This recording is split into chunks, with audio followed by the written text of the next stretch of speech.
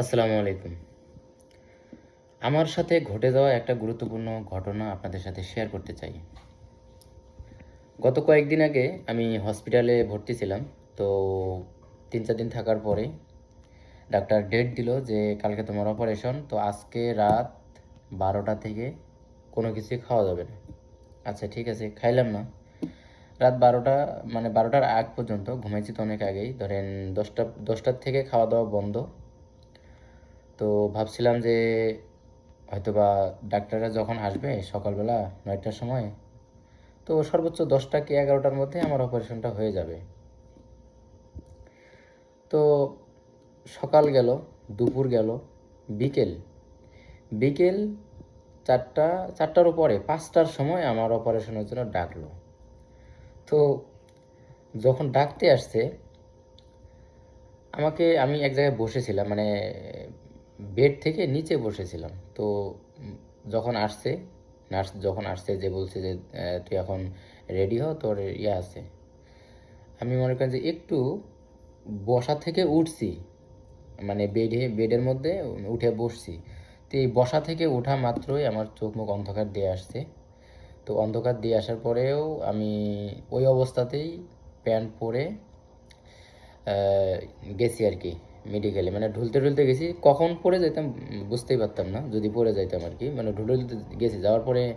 যাওয়ার পরে যে অপারেশন যেখানে আমাকে করবে সামনে সেখানে বসেছিলাম। তো বসার পরে আরও অবস্থা খারাপ হয়ে গেল। পুরা চোখ মুখ অন্ধকার দিয়ে আসে। তো মাঝে মধ্যে আপনারা এগুলো ভিডিও দেখেন, যে ভিডিওতে দেখা যায় যে একটা সুস্থ মানুষ এসে চেয়ারে বসলো, বসার পরে সে মাথা আঁচড়াচ্ছে বা মাথার মধ্যে হাত দিতেছে, দেওয়ার পরে ঢলে ঢলে পড়ে গেল। তো এই টাইপের একটা পরিস্থিতি আমার হয়েছিল আর কি। তো তারপরেও আল্লাহ তাআলা আলহামদুলিল্লাহ, মানে কোনো কিছু হয়নি। তো ওখানে বসেছিলাম অনেকক্ষণ ধরে। বসে বসে থাকার পরে আমাকে ভিতরে নিয়ে যাওয়া হলো। ভিতরে নিয়ে যাওয়ার পর অপারেশন হলো প্রায় ১ ঘন্টা পর্যন্ত। ১ ঘন্টা পর্যন্ত অপারেশনের সময় লাগছে। তো ১ ঘন্টা পরে বের হয়েছি। তো ডাক্তার বললো যে এখন তোর অপারেশন শেষ, এখন যা ভাত খা, ওখানে গিয়ে ভাত খা। তো আসছি, অপারেশন করার পরে আমার বেডে আসছি। আসার পরে দেখি যে ভাত দেয় নেই। কারণ আমার আমার বেডের ওখানে খুমসিক, অর্থাৎ খাবার পানীয় নিষেধ, এই ধরনের একটা লিখে রাখছিল। খুমসিক খুমসিক মানে হচ্ছে খাবার পানি নিষেধ বা বন্ধ। তো এসে দেখি যে ওই প্লে কার্ডটা ঝোলানোই আছে। তো আমি তো ও দেখে অবাক, কি রে, গতকাল রাত ১২টার থেকে আমি না খেয়ে আছি, তো এখানে এসে দেখি যে ভাত দেয়নি, এটা কেমন কথা। পরে আমি খুমসি কি এটা মানে খুলে ফেললাম। খুলে ফেলে অনেকক্ষণ একটু বসে ভাবলাম যে কি করা যায়। পরে নার্স ডেস্ক আছে, তো ওই নার্সদের ডেস্কে গেলাম। যাওয়ার পরে জিজ্ঞেস করলাম যে আমাকে তো খাবার দেয় নেই, খাবার দেয় নেই, ভাত কি দিয়ে দিছে নাকি সবাইকে। তখন বাজে হচ্ছে ৬টা, ৬টা বাজে। ৬টা বাজে। তো ওই সময়ে মূলত ভাত কোরিয়ান হসপিটালে, মানে আমি যে হসপিটালে ছিলাম ওই হসপিটালে ভাত দিত সন্ধ্যা, রাতের খাবারের ভাত দিত হচ্ছে 5:30টায়। তো গিয়ে দেখি ৬টার সময় গিয়ে দেখি কোনো ধরনের সাড়া শব্দ নাই। মানে আপনাকে ভাত দেওয়ার পরে যে আশেপাশের মানুষ যে খাওয়া দাওয়া করবে সেই ধরনের কোনো সিমটমস নাই। আমি ভাবছি যে হয়তো ভাত দেয়নি। পরে যা জিজ্ঞেস করলাম যে আচ্ছা আচ্ছা, আমি তো খাই নাই, তা আমার ভাত কি দিছে না দিবে। কয় ভাত তো দিয়ে দিছে, খাওয়া দাওয়া শেষ, এখন তোকে দেয় নাই, কয় তারা একটু অপেক্ষা কর। পরে ফোন দিল। ফোন দেওয়ার পরে বলতেছে যে ভাত তো এখন হবে না, তুই বাহির থেকে খা। এই যে নিচে হলো ফিওনিজম আছে, হ্যাঁ, ফিওনিজম থেকে কিনে খা। ওই একটা ইয়া ছিল আর কি, কী বলে ওটা, এস GS25, এই টাইপের। হ্যাঁ, GS25-এর ওই রকম একটা ইয়ে ছিল, দোকান ছিল। তো ওখানে গেলাম। মানে এই কথাটা শোনার পর মেজাজটা তো আরও খারাপ হয়ে গেল। হ্যাঁ, গতকাল থেকে না খাওয়া, এখন পর্যন্ত না খাওয়া, তো কেমনটা লাগে। হ্যাঁ, এমনিতেই অসুস্থ শরীর।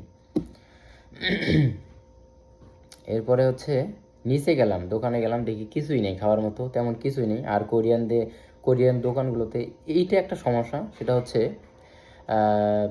আপনি যাই হাত দিয়ে ধরবেন সবগুলোতে থইজি, মানে শুকর আছে, আপনি যাই ধরবেন তাই থইজি।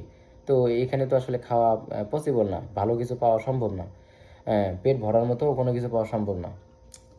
তো এখান থেকে বের হয়ে আমি, আমার হাতে কিন্তু ছিল, এই কি বলে, সুই লাগানোই ছিল, স্যালাইনের লাইন লাগানোই ছিল। তো ওইটা নিয়ে আমি প্রায় আধা ঘন্টা থেকে 40 মিনিট শুধু ঘুরলাম এদিক সেদিক, যে কোথায় দোকান আছে। একটা দোকানে গেলাম, গিয়ে দেখলাম যে মানে বন্ধ। পরে আমি ভিতরে ঢুকলাম, ঢুকে জিজ্ঞেস করলাম যে আচ্ছা এখানে কি খাবার আছে, ভাত আছে কি? বললো বললো ভাত আছে। তো তরকারি কি আছে? দেখলাম যে কোরিয়ান সব খাবারের তালিকা, হ্যাঁ, কোরিয়ান সব খাবারের তালিকা এখানে, গোস্ত, মানে ওরা যেটা খায় আর কি। জিজ্ঞেস করলাম মাছ আছে কিনা, বলে যে মাছ নাই। তাহলে ওখান থেকে বের হয়ে আবার অন্য জায়গায় গেলাম, ঘুরলাম আর কি, পাইলাম না কোথাও। তবে দূরে একটা হোটেল পাইলাম, যেটাতে খুংমুল খুংমুল স্যুপ আর কি, মানে গাছের শিকড়, গাছের মূল শিকড় আর হচ্ছে ভাত দিয়ে গরম করে আমাকে মানে দিছে আর কি। জিজ্ঞেস করলাম যে কী আছে, যে এটা আছে, এটা খাওয়া যাবে, মাছ নাই। মাছের কথা জিজ্ঞেস করছে, মাছ নেই। তো বললো যে এটা আছে, তো এটা খাইতে পারিস। বললাম আমার তো এখন, আমি তো খিদায় তো মরতেছি, আমার তো খাইতে হবে, যে যেমনই হোক না কেন। স্যুপ তো সমস্যা নেই, কারণ ওটা তো হালাল। পরে বললাম যে তাহলে ওইটা দে। তো আমাকে কী করছে, ভাত নিচে দিছে, দেওয়ার পরে উপরে স্যুপ দিছে, মূল দিয়ে স্যুপ দিয়ে আগুন নিয়ে পুরা মানে গরম অবস্থায় নিচে নিচে তা দেওয়ার মতো যে যন্ত্রটা ছিল ওইটা সহ আমাকে দিয়ে গেছে সামনে। আগুন মনে করেন উঠতেছে, খালি ভাপ উঠতেছে। তো এর মধ্যে একটা সামনে ডিম ছিল, আমাকে বললো যে ডিমটাকে দিব ভেঙে, আমি দে দেখি। পরে ডিম দিছে, দেওয়ার পরে আমি ডিমটা একটু মাখাচোখা করলাম, করার পরে যখন খাওয়া শুরু করছি ভাই, সত্যি কথা কি বলবো, মনে হইতেছে আমি কি খাইতেছি এটা। মানে মনে হচ্ছিল যতবার খাইছি ততবার মনে হয় ভিতর থেকে যা আছে সব বের হয়ে যাবে এরকম। ভিতরে যা ছিল সব বের হয়ে যাওয়ার মতো উপক্রম। তো তারপরে অনেক কষ্ট করে মানে খাইছি। যখন দেখছি যে একেবারে আমি অসহ্য হয়ে যাইতেছি, যে মনে হচ্ছে যা খাইছি সবগুলোই বের হয়ে যাবে এখন বমি হয়ে, এরপরে খাওয়া স্টপ করে বন্ধ করে চলে আসছি। তো দেখেন, আমি ভিডিওর মধ্যে খাবারের ছবিগুলো বা খাবারের ছোট্ট একটা ফুটেজও আছে, আমি সেটা দিয়ে দিচ্ছি। তো আপনারা দেখেন, এই হচ্ছে কোরিয়ান কিছু কিছু খাবারের অবস্থা। তবে কোরিয়ার ম্যাক্সিমাম খাবারই কিন্তু অনেক সুস্বাদু টেস্ট, হ্যাঁ, যেগুলো আপনারা খাইতে পারবেন, যেগুলো হালাল। যেমন ধরেন সবজি জাতীয় খাবার খাইতে গেলে আপনি অনেক টেস্ট পাবেন। এই কারণেই টেস্ট পাবেন, কারণ কোরিয়ানদের খাবারে তেমন কোনো তেল চর্বি থাকে না, অনেক সুস্বাস্থ্যকর খাবার আর কি। তো এই হলো আমার সাথে ঘটে যাওয়া একটি ঘটনা।